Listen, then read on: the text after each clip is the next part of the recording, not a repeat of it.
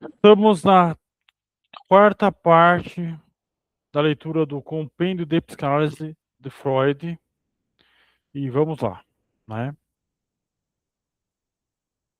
Se a experiência analítica nos convenceu de que é inteiramente correta a afirmação frequente de que o garoto é, em termos psicológicos, o pai do adulto e as vivências de seus primeiros anos são de importância inigualável para toda a sua vida posterior, então será de interesse especial para nós se houver algo que possa ser designado como a vivência central desse período da infância. Nossa atenção é atraída primeiramente pelos efeitos de determinadas influências que não dizem respeito a todas as crianças, mas ocorrem com alguma frequência, como abuso sexual por adultos. A sedução por crianças um pouco mais velhas, irmãos e irmãs, e, algo surpreendente, sua comoção por participar como testemunha visual e auditiva de atos sexuais dos adultos, dos pais. Geralmente numa época em que não se espera que tenha interesse ou compreensão por impressões desse tipo.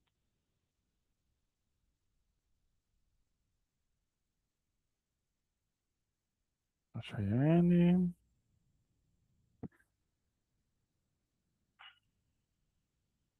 Boa noite, Cheyenne. Tudo bem?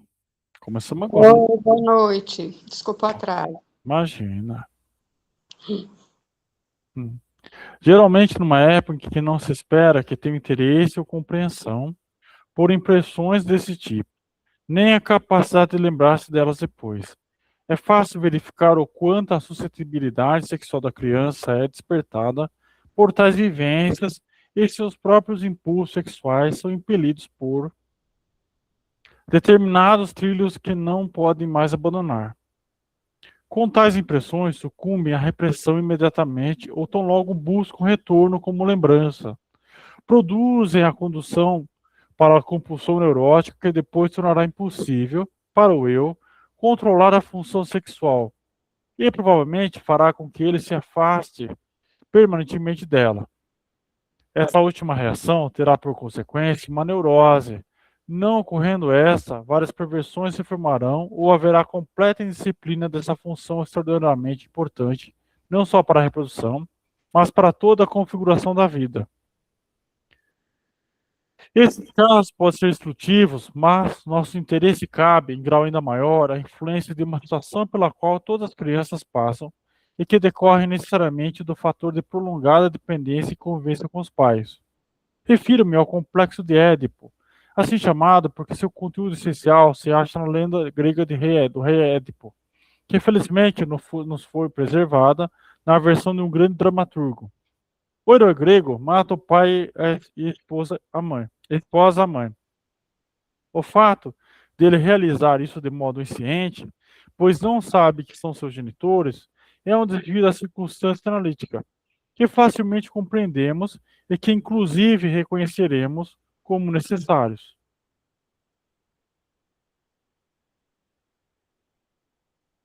Nesse ponto, precisamos escrever separadamente a evolução do menino e da menina, do homem e da mulher, pois agora a diferença entre os sexos tem sua primeira expressão psicológica.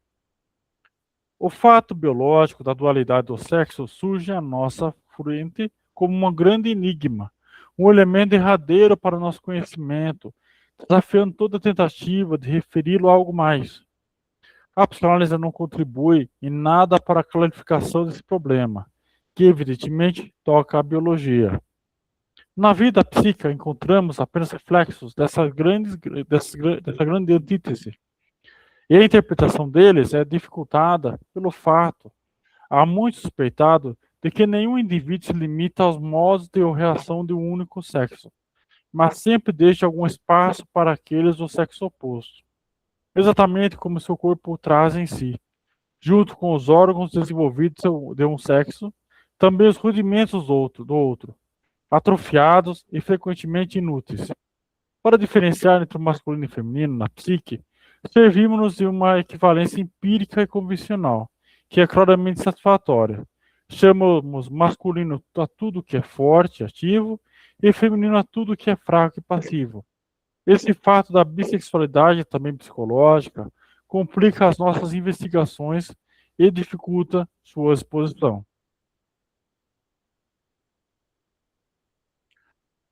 O primeiro objeto erótico da criança é o seio nutridor materno. O amor surge apoiando-se na necessidade de nutrição satisfeita. Sem dúvida, inicialmente a criança não distingue o seio do seu próprio corpo, quando ele tem de ser separado do corpo, levado para fora, pois frequentemente a criança nota sua ausência. Ele leva consigo, como objeto, uma parte do investimento libidinal, originalmente narcísico. Este primeiro objeto se amplia depois, torna-se a pessoa da mãe, que não apenas nutre, mas também cuida, provocando muitas outras sensações corporais na criança, tanto prazerosas como desprazerosas. Cuidando do corpo da criança, ela se torna sua primeira sedutora. Nesses dois tipos de relação está a origem do significado único da mãe, incomparável, inalterável por toda a vida, como o primeiro e mais forte objeto de amor, como modelo de todas as posteriores relações amorosas em ambos os sexos. Uhum. Nisso, a fundamentação filogênica predomina de tal forma sobre as vivências pessoais acidentais que não faz diferença se a criança realmente mamou no peito ou foi nutrida com mamadeiras e não gozou jamais o carinho dos cuidados maternos. Nos dois casos, seu desenvolvimento toma o mesmo caminho. No segundo, talvez, o anseio posterior seja mais forte e, por mais que a criança tenha sido alimentada no seio materno, sempre terá a convicção, após o desmame, de que a amamentação foi muito breve ou muito pouca. Essa introdução não é supérflua. Pode aumentar nossa compreensão da intensidade do complexo de Édipo. Quando um menino, a partir dos 2 ou 3 anos, entra na fase fálica do seu desenvolvimento libidinal, tendo recebido sensações prazerosas em seus membros sexual e aprendido a obtê-la por estímulo manual, ele se torna amante da mãe. Deseja possuí-la fisicamente, nas formas que vislumbrou por suas observações e intuições da vida sexual. Procura seduzi-la, mostrando-lhe o membro viril de cuja posse tem orgulho. Sua masculinidade, despertada cedo, busca tomar lugar do pai junto a ela, do pai que até então está fora do seu modelo invejado, devido à força física que nele percebe e à autoridade do que via adotado. Agora, o pai é seu rival, que está no seu caminho, a do qual quer desembaraçar. Sendo a ausência do pai, ele pode partilhar o leito materno, do qual é novamente banido após o retorno do pai. A satisfação com o afastamento desse e a decepção com seu reaparecimento são vivências que calam fundo no menino. Esse é o teor do complexo de Édipo, que a lenda grega transpôs do mundo e fantasias da criança para uma suposta realidade. Nas condições da nossa cultura, um filme terrível lhe é reservado normalmente. Peraí, pessoal, beber uma aguinha. A mãe compreende muito bem que a estação sexual do garoto diz respeito a ela mesma. Cedo ou tarde, lhe ocorre que não é certo deixar que prossiga. Ela acredita fazer a coisa certa quando proíbe que o garoto manipule o membro. A proibição não adianta, quando muito gera uma mudança na maneira de obter satisfação. Por fim, a mãe recorre à medida mais drástica. A ameaça será do menino a coisa em que insiste. Geralmente ela afirma que o pai executará a ameaça, a fim de torná-lo mais terrível e mais verossímil. Ela dirá ao pai e esse cortará o membro do menino. Curiosamente, essa ameaça funciona apenas quando outras condições preenchidas antes ou depois. Parece inimaginável para o garoto que algo assim possa ocorrer, mas se ao ouvir a ameaça ele se recorda da aparência dos genitais femininos, ou lhe acontece pouco depois ver esses genitais, em que falta justamente a parte que ele estima acima de tudo, então ele acredita no que ouviu e experimenta, caindo sob a influência do complexo de castração, o mais sério trauma da sua jovem existência. Os efeitos da ameaça de castração são múltiplos e imensuráveis, dizem respeito a todas as relações do menino com o pai e a mãe, e depois com os homens e as mulheres. Em geral, a masculinidade do garoto não suporta esse primeiro abalo.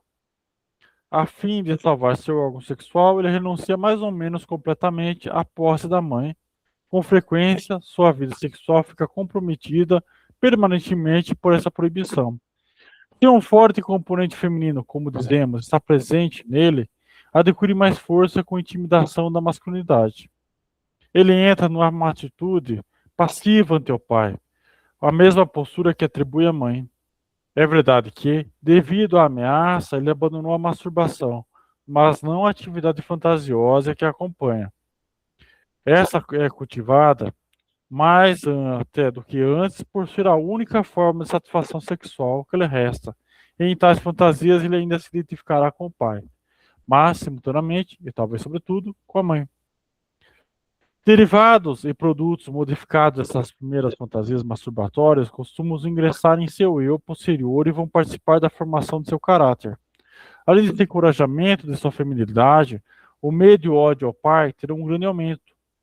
A masculinidade do garoto, como que retrocede para uma atitude desafiadora ante o pai, que dominará compulsivamente sua posterior conduta na sociedade.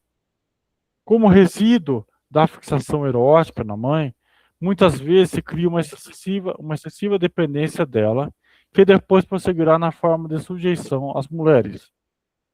Ele já não ousa amar a mãe, mas não pode arriscar não ser amado por ela, pois então correria o perigo de ser denunciado por ela ao pai e de sofrer a castração.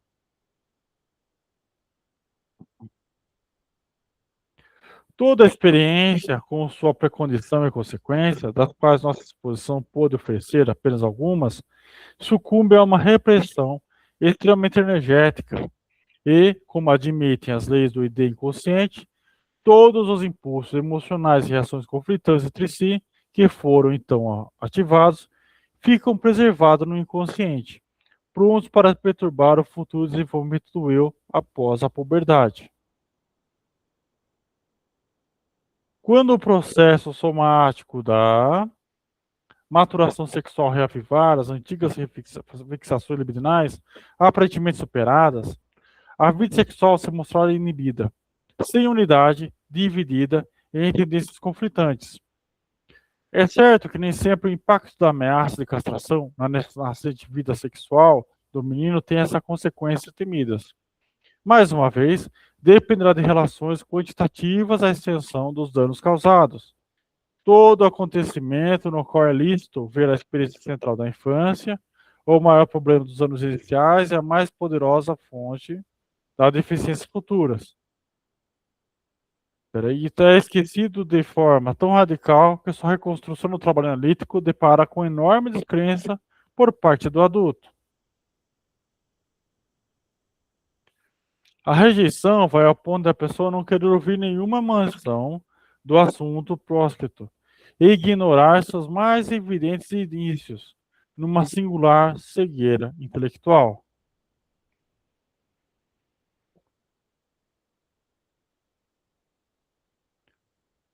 Foi possível escutar a objeção, por exemplo, de que o mito do rei Édipo nada tem a ver propriamente com a construção feita na análise, que se trata de um caso muito diverso, pois Édipo não sabia que era seu pai o homem que matou e sua mãe a mulher que ele desposou. Nisso não se leva em conta tal deformação, é inevitável quando se busca dar uma configuração poética ao material e que nela não há introdução de algo novo, mas sim utilização habilidosa de elementos encontrados no tema. A insciência de Édipo é a legítima representação da inconsciência em que toda a experiência caiu para o adulto e a coação do oráculo, que deveria tornar inocente o herói, é o reconhecimento da inexorabilidade do destino que condenou todos os filhos a passar pelo complexo de Édipo. Quando, em outra ocasião, a psicanálise observou como enigma do outro herói da literatura, o irresoluto Hamlet de Shakespeare, pode ser facilmente solucionada por referências ao complexo de Édipo. já que o príncipe fracassa na tarefa de punir outra pessoa pelo que corresponde ao teor de seus próprios desejos edípicos. A incompreensão geral do mundo literário mostrou como a massa dos indivíduos estava disposta a se apegar às suas repressões infantis. Todavia, mais de um século antes do surgimento da psicanálise, o francês Diderot deu testemunho da importância do complexo de Édipo ao exprimir com as seguintes palavras a diferença entre história primitiva e civilização. Le petit sauvage étant, eu não vou falar em francês aqui, né? Se o pequeno selvagem fosse abandonado a si mesmo, conservasse toda a sua imbecilidade e juntasse a pouca razão da criança de berço à violência das paixões de um homem de 30 anos, ele torceria o pescoço do pai e dormiria com a mãe. Atrevo-me a dizer que, se a psicanálise não pudesse se gabar de outra realização além da descoberta da complexidade de Édipo reprimido, isso já lhe daria o direito de ser incluída entre as valiosas conquistas recentes da humanidade. Os efeitos do complexo de castração na menina são mais uniformes e igualmente profundos. Naturalmente, a criança do sexo feminino não pode recear a perda do pênis, mas tem de reagir ao fato de não tê-lo recebido.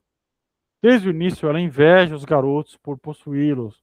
Posso dizer que todo o seu desenvolvimento se faz sob o signo da inveja do pênis. Primeiro, ela faz tentativas vãs de igualar-se ao garoto e depois, com mais êxito, faz esforço para compensar seus defeitos, os quais podem finalmente levar à atitude feminina normal. Se ela procura, na fase fálica, conseguir prazer pelo estímulo manual dos genitais, muitas vezes não obtém satisfação que lhe baste. Ele tende a toda a sua pessoa o juízo sobre a inferioridade de seu pênis atrofiado. Em geral, logo abandona a masturbação, pois não quer ser lembrado da superioridade do irmão ou companheiro de brinquedos e se afasta completamente da sexualidade.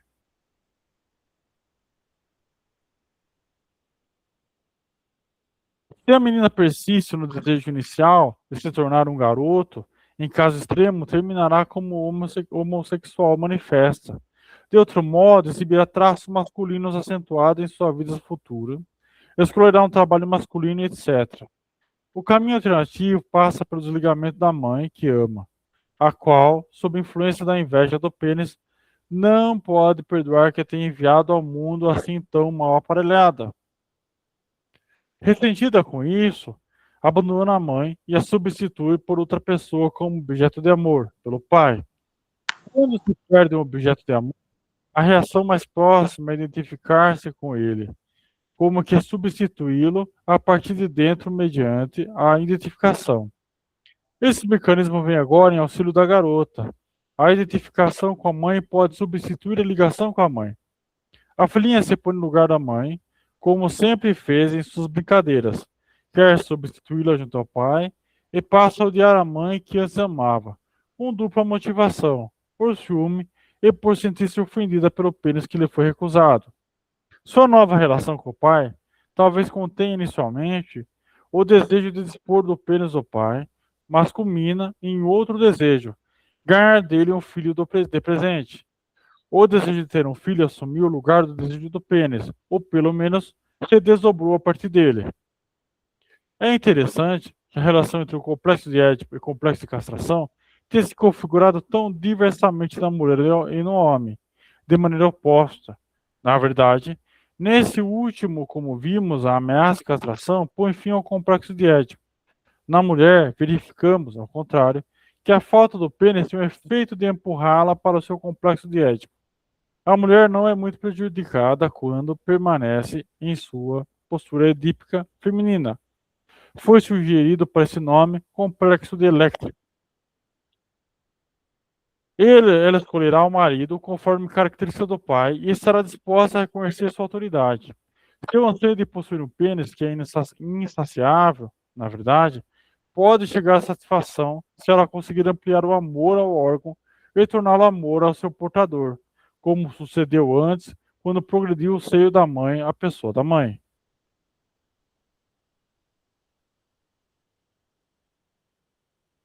Quando se pergunta ao analista que a formação psíquica de seus pacientes se revelaram mais refratárias à influência, a resposta será: na mulher, o desejo de possuir um pênis; no homem, a postura feminina ante o seu próprio sexo, que tem como pressuposto a perda do pênis.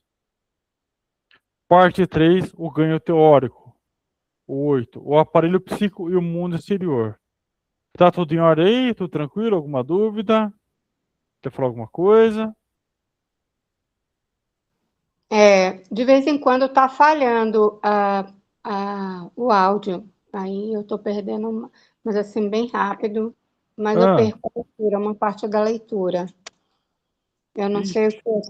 Some, aí volta 30 segundos depois, tipo. 30 segundos, 2 vezes. nossa. Aconteceu 2 vezes já. Eita, nós, hein? Que coisa, hein? E o pior é que tá tudo do mesmo jeito, hein? Quando acontecer, eu vou levantar a mãozinha, só para você Isso. finalizar o que está acontecendo. Não preciso falar, não, mas é só para sinalizar se acontecer de novo. Perfeito. Obrigado, Shane. Obrigado, viu? Tomara que não tenha feito, não tenha gravado só o silêncio, né? Tomara que fique certinho na gravação. Mas obrigado por avisar, viu, Shane? Perfeito. Muito obrigado.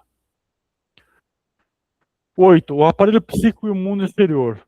Naturalmente, todas as percepções e premissas gerais que apresentamos em nosso primeiro capítulo foram adquiridas mediante trabalho cuidadoso e paciente exemplificado na sessão anterior. Agora, talvez seja tentador examinar que enriquecimento do nosso saber obtivermos com esse trabalho e que caminho abrimos para um avanço posterior. Nisso, nos damos conta de que frequentemente fomos obrigados a nos aventurar além da fronteira da psicologia. Os fenômenos de que nos ocupamos não pertencem apenas à ciência psicológica. Tem também um lado orgânico-biológico e, portanto, em nosso esforço pela criação da psicanálise, fizemos também significativos achados biológicos e não pudemos evitar novas suposições biológicas.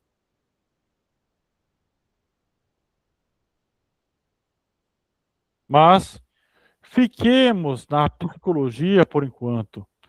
Notamos que não é viável cientificamente fazer uma delimitação entre a norma psíquica e a anormalidade, de modo que essa distinção possui apenas peraí, o valor convencional, não obstante sua importância prática. Assim, justificamos o direito de compreender a vida psíquica normal a partir dos seus distúrbios, o que não seria admissível se esses estados patológicos, neurose e psicose, tivessem causas específicas que atuassem como corpos estranhos. O estudo de um transtorno psíquico que ocorre no sono passageiro inócuo, tendo até mesmo uma função útil, deu-nos a chave para a compreensão das doenças psíquicas permanentes e prejudiciais à vida. E agora ousamos afirmar que a psicologia da consciência era tão incapaz de compreender o funcionamento psiconormal quanto a do sonho. Os dados da autopercepção consciente, os únicos de que dispunham, revelaram-se insuficientes para penetrar a multiplicidade e complexidade dos processos psíquicos, descobrir suas conexões e, desse modo, conhecer as precondições para seus distúrbios. Nossa hipótese de um aparelho psíquico se estende espacialmente, composto de elementos adequados a seu fim, desenvolvidos conforme as necessidades da vida, que apenas em certos lugares, sob determinadas condições, faz surgir o fenômeno da consciência. Essa hipótese nos permitiu estabelecer a psicologia sob um fundamento semelhante ao de qualquer outra das ciências naturais, como a física, por exemplo. Uma e outra têm a tarefa de descobrir por trás das características qualidades do objeto de pesquisa que são dados diretamente à nossa percepção. Algo que é mais independente da seletiva receptividade de nossos órgãos sensoriais e que melhor se aproxima do estado da coisa real conjecturada. Esse mesmo não temos esperança de alcançar, pois vemos que tudo o que inferimos precisamos retraduzir para a linguagem de nossa percepção, da qual não podemos nos libertar. Mas isso é justamente a natureza e a limitação da nossa ciência. É como se disséssemos, na física, se nossa visão fosse bastante aguda, veríamos que um corpo aparentemente sólido se compõe de partículas de tal e tal forma, grandeza e posição relativa. Entre mentes, buscamos aumentar ao máximo com recursos artificiais a capacidade de nossos órgãos sensoriais, mas não se deve esperar que todos esses esforços alterem alguma coisa no resultado final. O real permanecerá sempre incognoscível. O ganho do trabalho que o trabalho científico produz em relação às nossas percepções sensoriais primárias consiste na penetração de nexos e dependência que existem do mundo exterior, que no mundo interior de nossos pensamentos podem ser, de algum modo, confiavelmente reproduzidos ou refletidos, e cujo conhecimento nos habilita a compreender algo no mundo exterior, prever esse algo e possivelmente mudá-lo. De maneira muito semelhante, procedemos na psicanálise. Encontramos meios técnicos de fechar as lacunas dos fenômenos de nossa consciência, por meio dos quais servimos tal como o físico recorre a experimentos. Por essa via, inferimos um bom número de processos que, em si, são incognoscíveis e os encaixemos entre aqueles que nos são conhecidos. E quando vemos, por exemplo, que em certo ponto interveio uma lembrança inconsciente, isso significa, nesse ponto, ocorreu algo inconcebível para nós, mas que, se nós tivéssemos chegado à consciência, só poderíamos ser descrito de tal e tal maneira. Com que direito e com que grau de certeza nós fazemos tais inferências e interpolações? Isso, naturalmente, está sujeito à crítica em cada caso específico. E não se há de negar que muitas vezes a decisão envolve grandes dificuldades, que se expressam na falta de concordância entre os analistas. A novidade da tarefa deve ser responsável por isso, ou seja, a falta de treinamento, mas também um fator especial inerente ao objeto, pois a psicologia, diferentemente da física, nem sempre lida com coisas que provocam apenas um frio interesse científico. Assim, não nos surpreenderemos muito se um analista que não se acha bastante, que um analista que não se acha bastante convencido da intensidade do seu próprio desejo do pênis, também não atenta devidamente para esse fator em seus pacientes. Mas essa fonte de erro originadas da equação, pessoal, não significam muito no final das contas. Lendo velhos manuais de microcópia, nota-se com espanto as extraordinárias exigências feitas à personalidade de quem observava no instrumento, quando isso ainda era uma técnica nova, enquanto hoje não se fala mais nada mais disso. Uhum.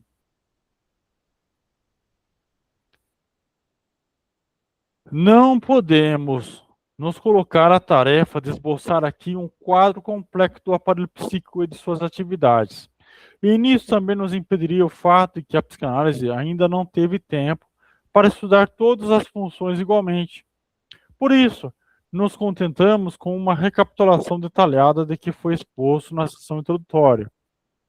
O núcleo de nosso ser, então, é formado pelo obscuro ID, que não lida diretamente com o mundo externo e se torna acessível ao nosso conhecimento apenas pela mediação de outra instância.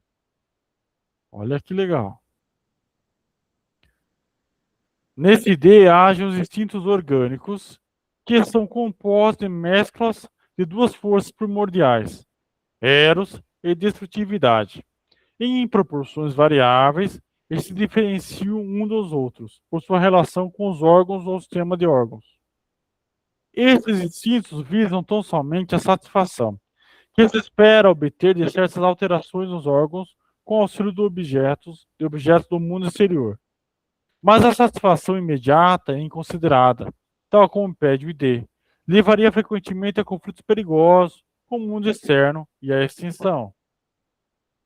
O ID não tem preocupação em assegurar a continuidade, não conhece o medo, ou melhor dizendo, pode desenvolver os elementos sensoriais do medo, mas não pode usá-los.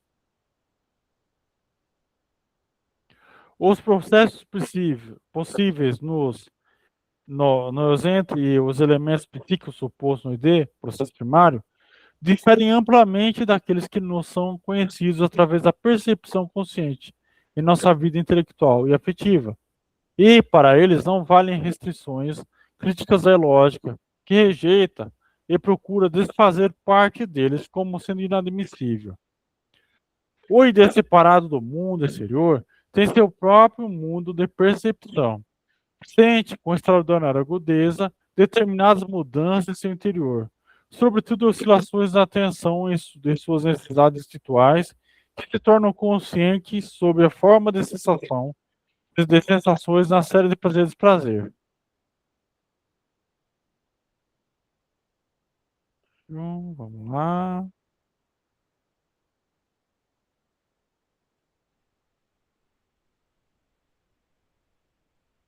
É difícil dizer por quais vias e com quais auxílios de quais órgãos terminais sensoriais se produzem tais percepções, mas não há dúvida de que a autopercepção, a sinestesia e as sensações de prazer governam despoticamente as ocorrências no interior do ID.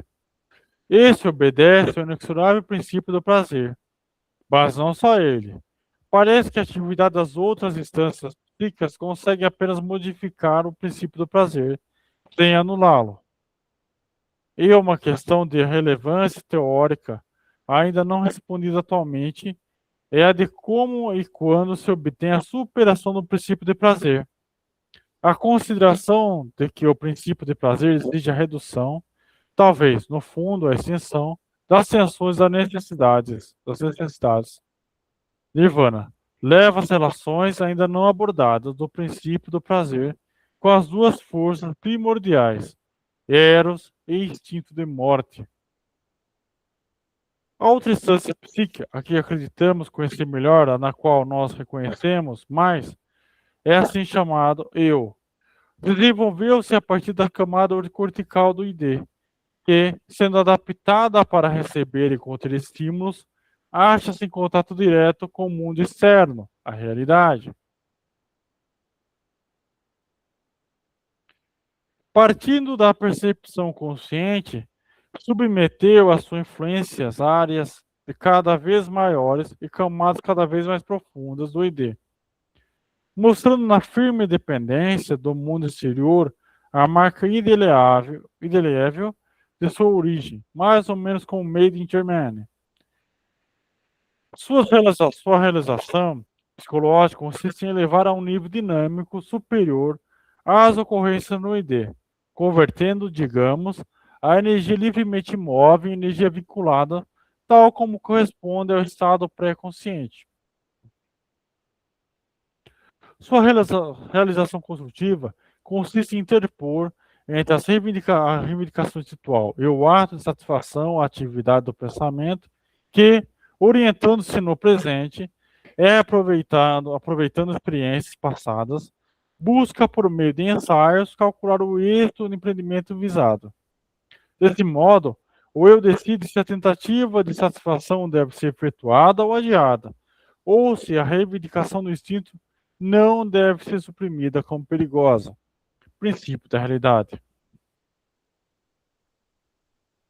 Assim como o ID procura exclusivamente a obtenção de prazer, o eu é dominado por considerações de segurança. O eu se colocou a tarefa de autopreservação, que o ID parece negligenciar.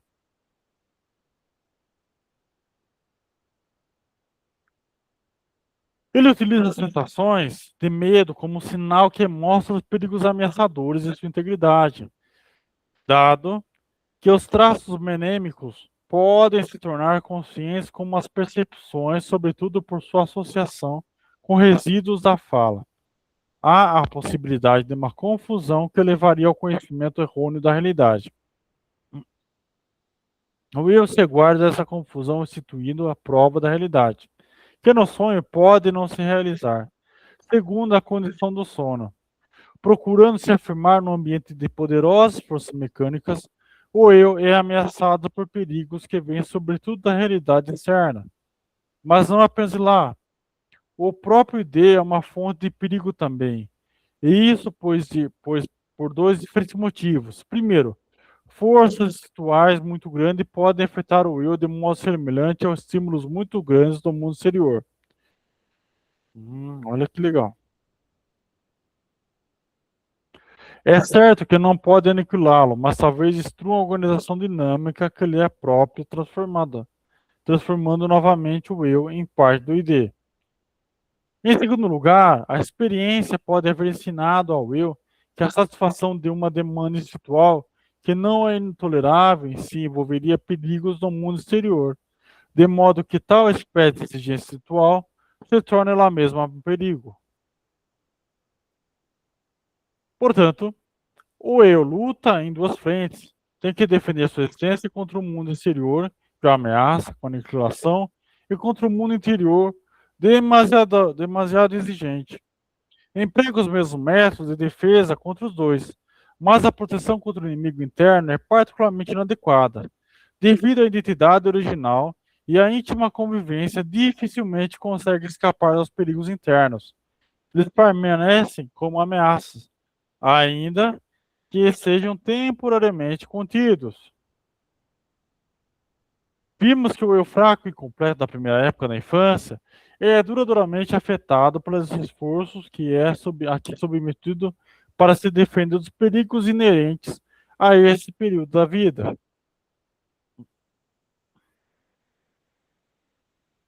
Os pais protegem a criança dos perigos que a ameaçam do mundo exterior.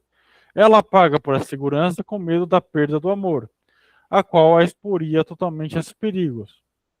Esse fator mostra a influência decisiva sobre o desfecho do conflito quando o garoto se acha na situação do complexo de Édipo, em que o domina a ameaça e o seu narcisismo devido à castração, reforçado por fontes antiquíssimas, levando pela ação conjunta das duas influências do perigo real atual e daquele lembrado de base filogenética. O menino empreende suas tentativas de defesa, repressões, que no momento são oportunas, mas que resultam psicologicamente inadequadas quando a posterior reflorescência da vida sexual fortalece as demandas espirituais anteriormente repelidas. O ponto de vista biológico é explicar, então, o que o eu fracassa na tarefa de subjugar as estações do primeiro período sexual, enquanto sua incompletude não o capacita para isso. Nesse atraso do desenvolvimento do eu em relação ao desenvolvimento libidinal, enxergamos a pré-condição essencial da neurose e não fugir à conclusão de que a neurose seria evitada se poupássemos ao eu infantil essa tarefa. Isto é, se concedêssemos plena liberdade à vida sexual infantil, como fazem muitos povos primitivos. Talvez a etiologia da doença neurótica seja mais complicada do que aqui apresentamos. Nesse caso, ao menos destacamos uma parte essencial do entrelaçamento etiológico. Tampouco devemos esquecer a influência filogenética, que de alguma maneira estão representadas no ID, em formas que ainda não compreendemos e que, sem dúvida, agem mais fortemente sobre eu naquele primeiro período que depois. Por outro lado, desponta em nós a percepção de que uma tentativa assim precoce de representar um instinto sexual, uma tal decidida tomada de posição do jovem, eu, em favor do mundo externo e em oposição ao mundo interno, que ocorre pela proibição da sexualidade infantil, não pode deixar de influir sobre a posterior disposição do indivíduo para a cultura. As demandas institucionais impedidas de obter satisfação direta são obrigadas a tomar outras vias, que conduzam a uma satisfação substitutiva e, fazendo esses rodeios, podem ficar dessexualizadas, tornando frouxa a ligação com as metas institucionais originais. Com isso, antecipamos a tese que a boa parte do nosso patrimônio civilizacional foi adquirido à custa da sexualidade, pelas restrições dos instintos sexuais.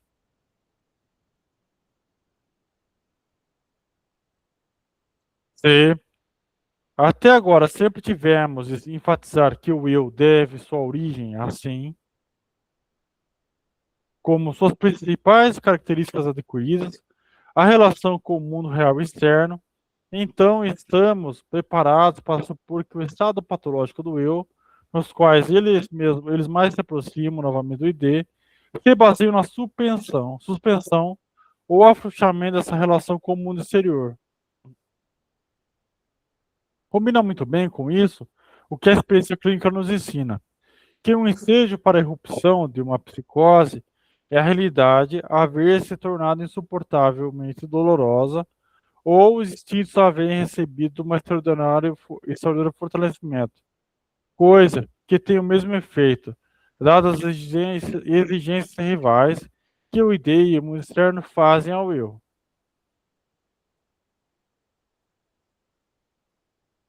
O problema da psicose seria simples, é claro, se o desentendimento do eu em relação à realidade pudesse ser efetuado integralmente. Mas isso parece acontecer raramente, talvez nunca.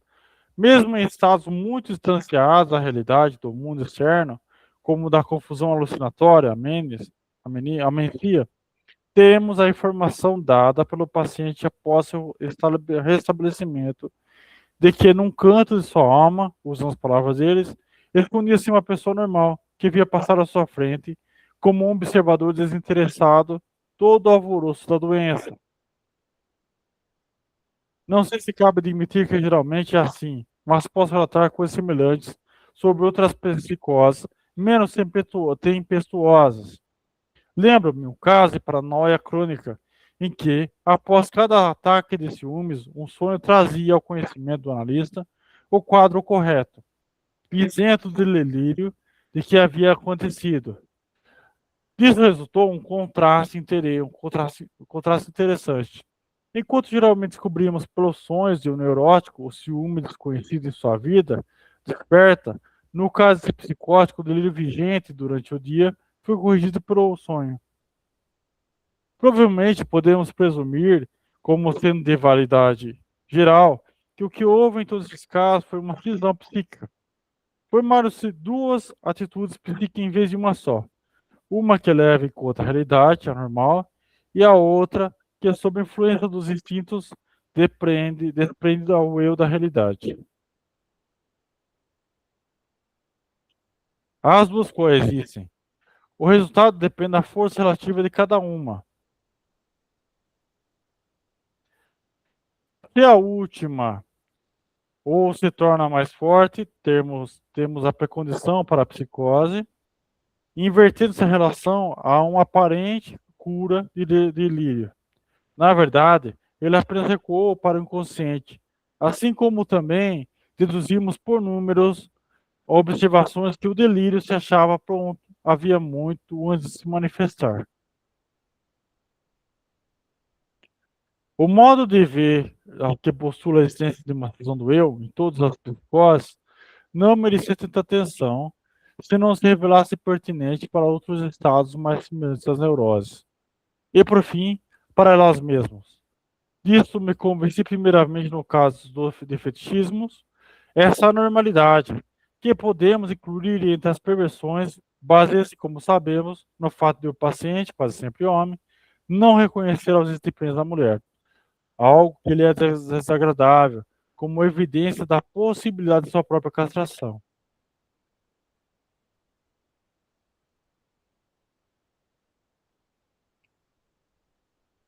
Por isso ele recusa sua própria percepção sensorial, que lhe mostrou a falta do pênis dos genitais femininos.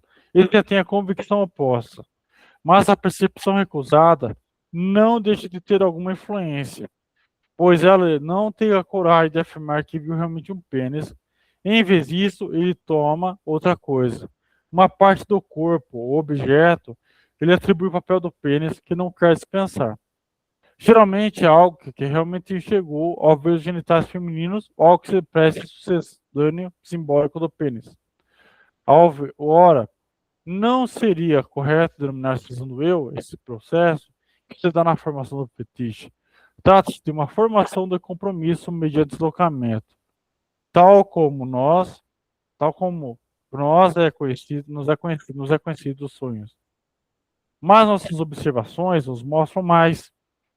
A criação do fetiche obedece à intenção de destruir a evidência da possibilidade da castração, de modo que o indivíduo possa escapar ao medo da castração. Se as mulheres têm um próprio pênis, como as outras criaturas, não há por que temer pela sobrevivência do seu próprio pênis.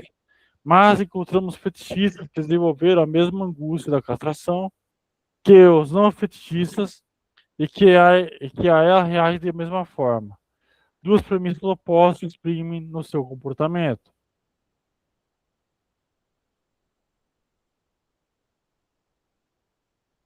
Por outro lado, recusam o fato de sua percepção de que não viram pênis nos genitais femininos. Por outro, reconhecem a ausência de pênis da mulher e tiram disso a conclusão certa.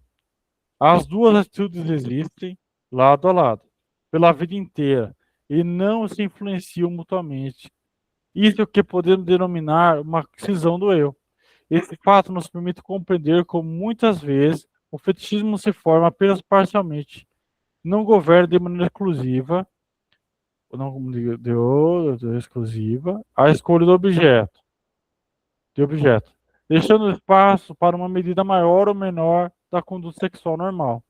Às vezes limitando-se inclusive a um papel modesto ou a mera insinuação. Portanto, os fetichistas não conseguem jamais ligar o eu da realidade do mundo externo.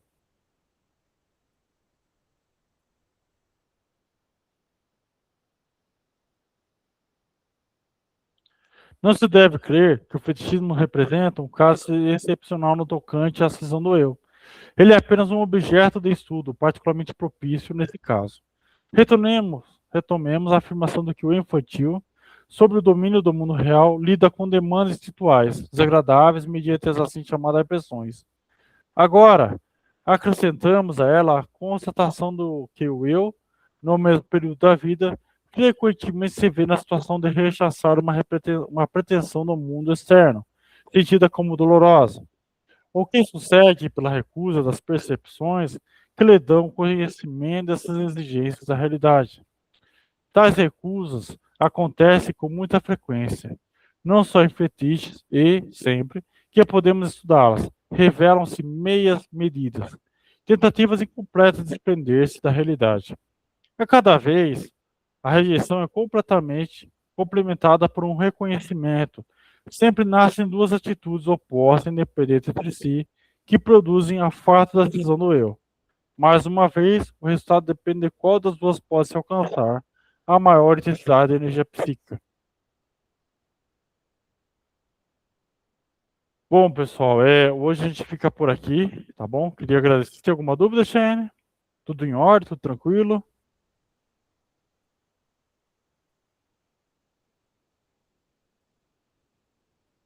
Pode falar, Shane, pode falar.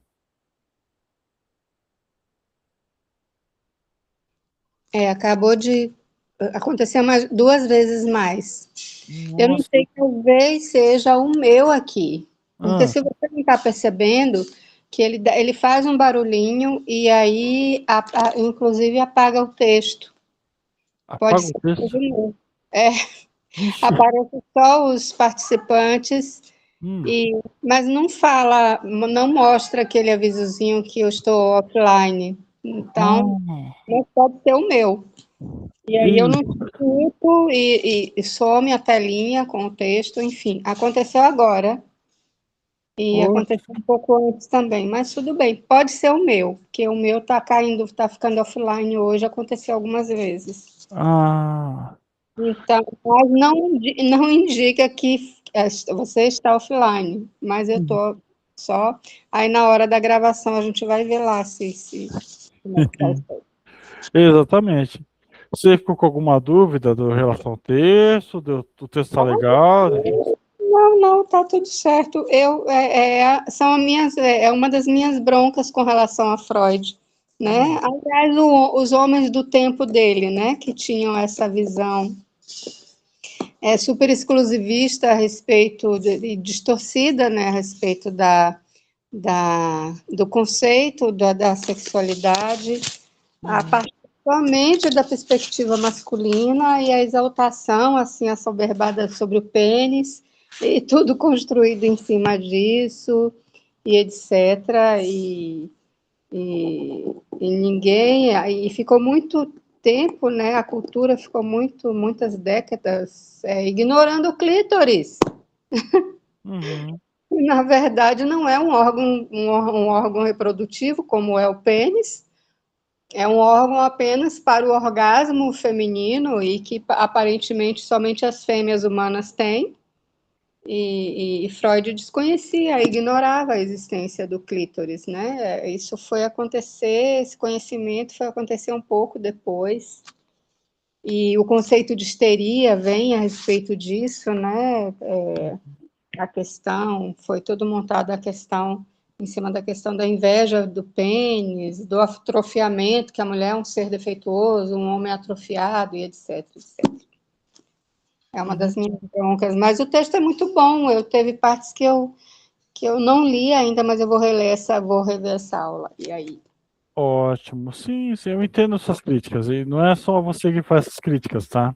Ah, Não é só você. Não é, não. eu da Luluzinha, as feministas todas. É, exatamente, exatamente.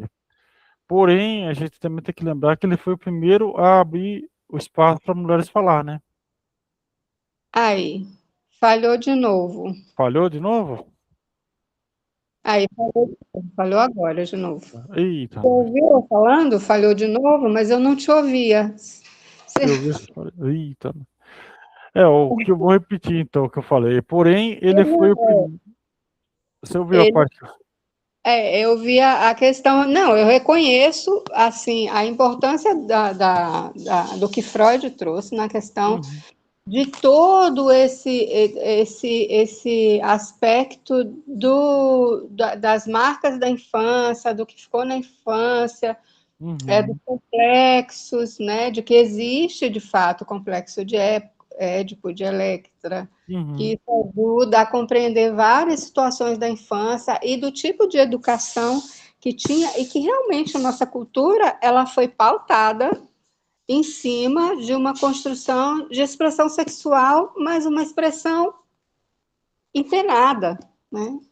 uhum, É que veio, aí a gente lê um pouquinho de Michel Foucault e aí entende o que foi feito disso depois, né? Essa visão torta, torpe, a dominação dos corpos e todas as questões. A castração, a questão da castração, principalmente na realidade, na construção social feminina, com uhum, a intenção de dominação de corpo e de subjugação, deu lugar ao que a gente vê hoje, que é essa situação de misoginia crassa que a mulher enfrenta todos os dias. Eu enfrento todos os dias. Eu pego o ônibus, eu ando na rua e é difícil aqui em Salvador. Eu acho que em todo lugar tá assim.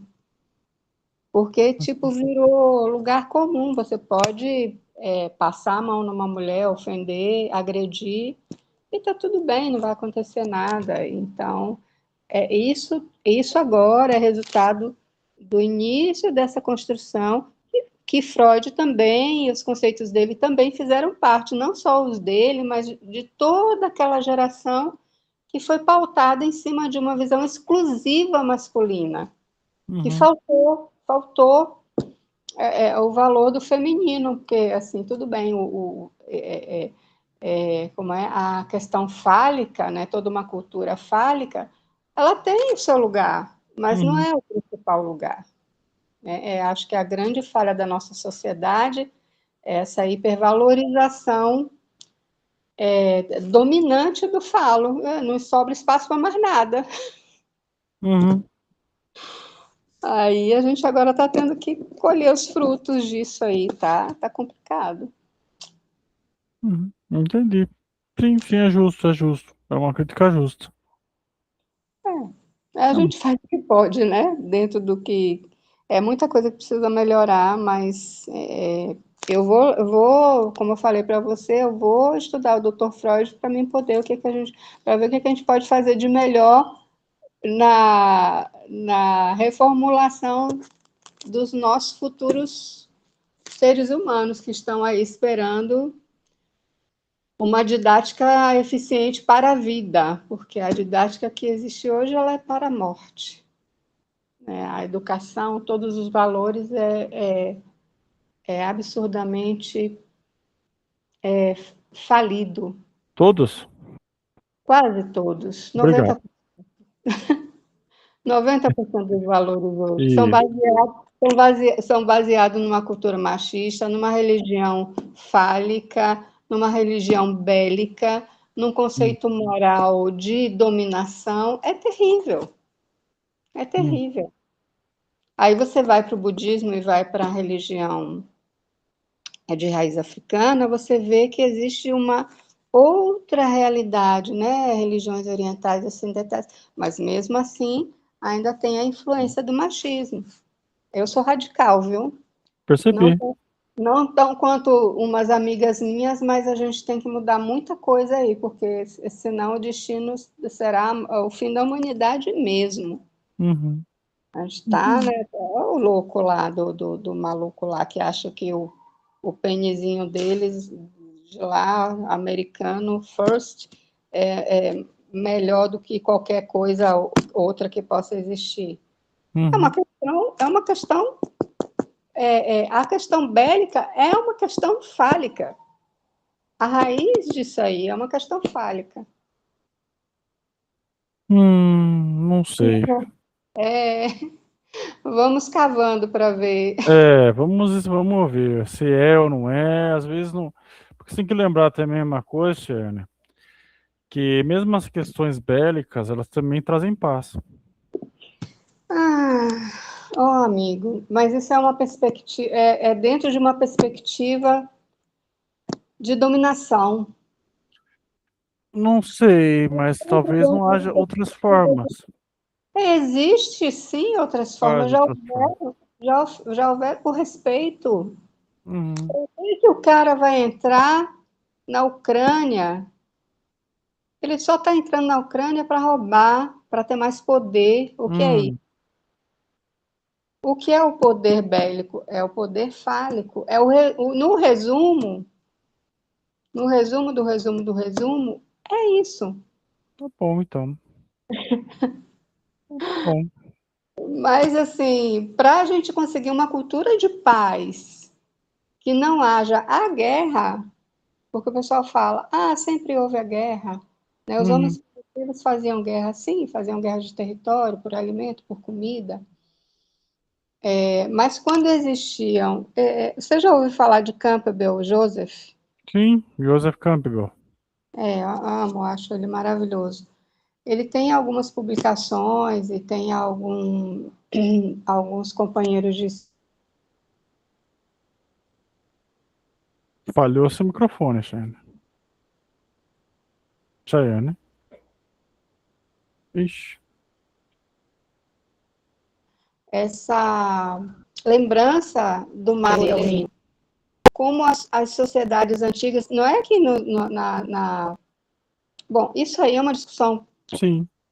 longa, É. mas, né, em Hum. resumo, existiram momentos em que o diálogo, onde eram consideradas as situações de vida ou de morte, e de Uhum. família de males, sabe o que é que eles faziam? Os dois reinos estavam brigando. Isso Hum. na Índia e na África, em muitas culturas tem isso. Os dois reinos estavam brigando. Ia ser prejuízo de vida para os dois reinos envolvidos. Quem ia lutar para ver quem tinha razão e quem ficava? Os dois reis. Quem morresse, Hum. perdia. E isso não significava a morte do seu povo. Aí haver aí uma situação de administração para que a vida fosse possível a todos. Mas quem ia mandar seria aquele rei que matou o outro rei. E não Uhum. toda a população ser condenada porque um decidiu tomar o território do outro. Uhum. Em várias situações. Mas Tá bom, eu agradeço pelo compartilhamento, tá bom? Não foi um compartilhamento, porque eu não trouxe uma fonte a respeito, mas eu vou dar uma olhadinha e Tá vou ver bom, se consigo, se tá consigo ótimo. compartilhar no grupo. Tá ótimo, obrigado, tá bom? Tá bom, Então, eu queridos. agradeço pela participação, tá bom? E a gente se vê na próxima reunião, porque essas coisas dariam muito pano para manga mesmo. Muitas conversas, né?